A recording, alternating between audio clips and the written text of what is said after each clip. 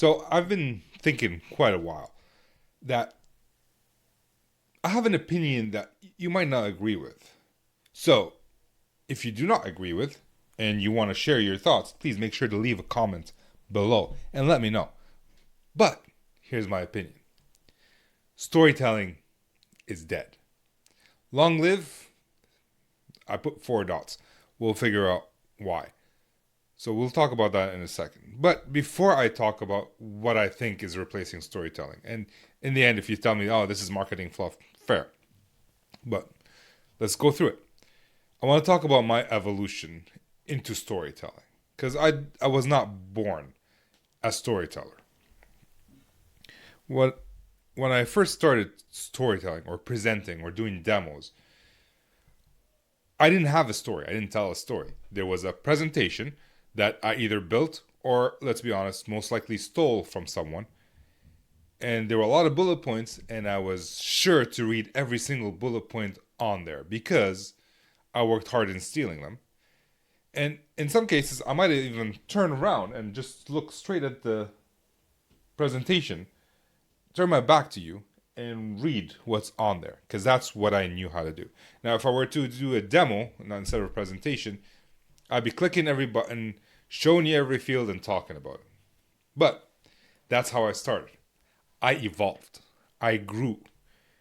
And what I grew into was, look, Ma, I remember I don't have to read the slides. I worked hard on these slides that I stole, but now I'm looking at you while I'm talking about these slides that are on the invisible screen behind me. So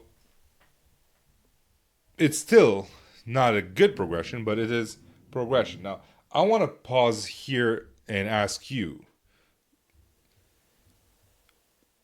how did you start presenting? How did you start doing demos? Were you born natural and you knew exactly what to do? Or was it somewhat similar? I want you to leave a comment below. Let me know. After this, look, Ma, I remember, I got a little bit better. Instead of reading and remembering what's on the slide, I knew what was on the slide, but then I had to summarize it. I didn't have to go through every single bullet point. I will send you the spreadsheet, or I'll send you the presentation later. I'll send you the video later. You can take a look at whatever fields are available in this wizard on your own time. So I was getting better. I wasn't great, but I was getting there. Again, if this seems familiar to you, or if you find that you started off the same way I have, but you graduated somewhere else, let me know in the comments below. If you feel like you're still here, that's okay. That's something we can get over and get past and learn from. And when you're thinking about, if I'm at this stage, I want you to ask yourself that question: what can I do to move to the next stage? So after this, I got better at telling stories. I started telling stories, no problem. The stories were easier, but I had no emotion. I'm a man. I don't do emotions. My family actually thought I would suck at doing presentations because I didn't get too excited. I didn't get too low. I was fairly monotone in my emotions, and they thought I would be fairly monotone in my presentation. So how can I inject emotions into something when I don't feel it? And that's true for a presentation, again, or a demo. So I'm no longer telling you which every single button or every single field. I am telling you, this is what my customer used to do, and they were successful. But I'm not sharing the details of the story. I'm not sharing the highs and the lows. I'm just going through the motion. Again, if you forked at this point, let me know. Then I got to the hero's journey. I'm not the hero. The customer is the hero. And now I can tell stories with emotion. I can tell them what they're facing, what they're going to see, how they're going to react. I got better. It was good. By the end of the presentation, you can see that my customers are looking at it. It's like, oh, wow, this is cool. So it's a move in the right direction.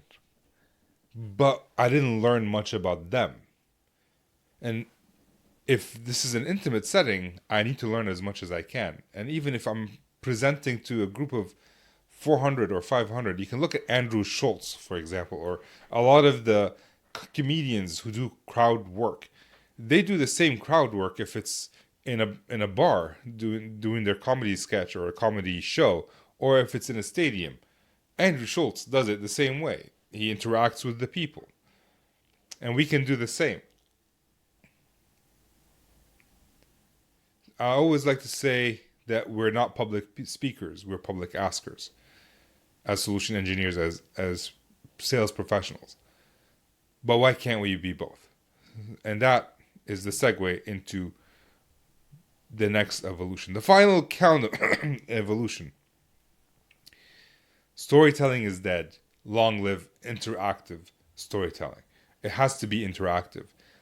When you're telling a story, I've been trying to be interactive on this YouTube video by asking you to comment and share your experience below in certain spaces. I want to, when I'm working with customers, I want them to share as much information as they can. I want them to be involved in building their story. Yes, I will share other people's stories, other customer stories, but for you, I want you to build your story with me. We have to build it together. So that's what I mean by storytelling is dead. Long live interactive storytelling.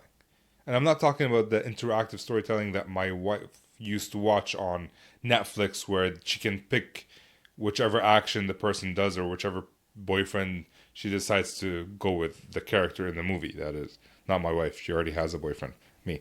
Uh, what we're trying to do is get them involved, get them to build their story, and gather information from them so we can help them solve their own problems.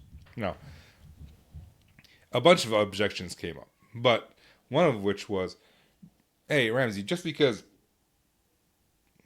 I know the structure of storytelling, does that mean that I'm going to be good at storytelling or interactive storytelling? Does it automatically mean my presentation or demo is going to be good?